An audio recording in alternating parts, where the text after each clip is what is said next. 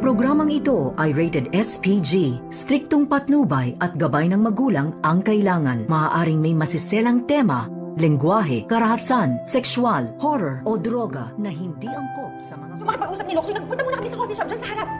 Yun yung time na tumawag ka sa akin about kay Lolo. Kaya...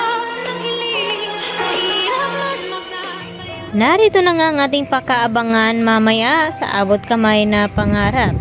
Naagpang-abot nga itong si Annalyn Santos at itong si Zoe dito sa Apex.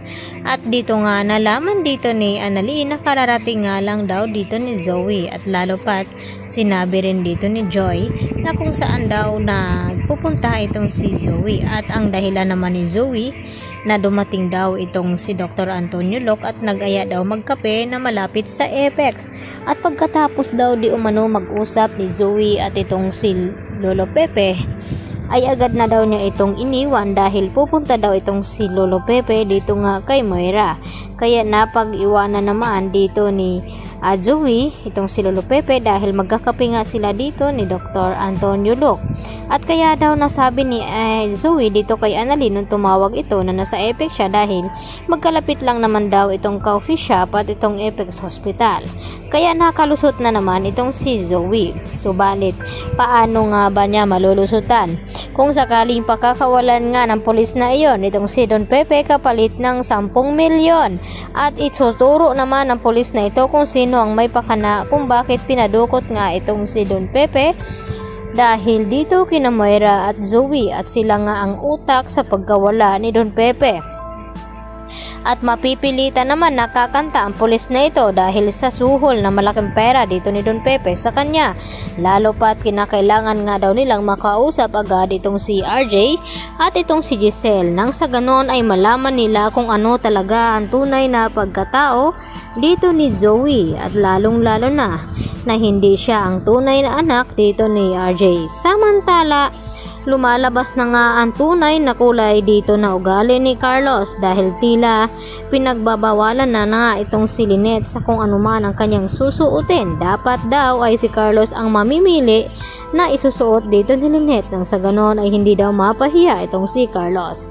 At nag-uusap naman ang mga kaibigan ni Carlos tungkol dito sa asawa ni Carlos na si Lynette. Napakaswerte daw ni Carlos dahil maganda at mabait na nga itong si Lynette.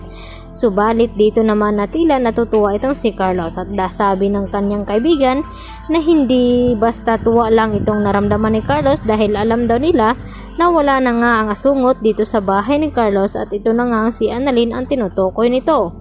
At dito naman natanong ng kaibigan ni Carlos papaano nga raw kapag bumalik itong si Annalyn at dito natitira. Ano daw ang gagawin nito ni Carlos? Sabi naman ni Carlos na gagawa na naman daw siya ng paraan nang sa ganon ay hindi na tuluyang titira itong si Annalyn dito sa bahay ni Carlos nang sa ganon masusulo na ni Carlos itong si Lynette at mabigyan na nga siya ng anak nito.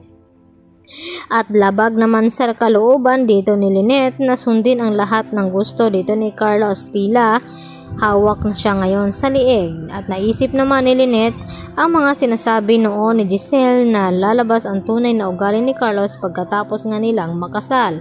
At hindi nga nagkamali itong si Giselle dahil nararamdaman na nga ngayon ni Lynette na tama itong si Giselle.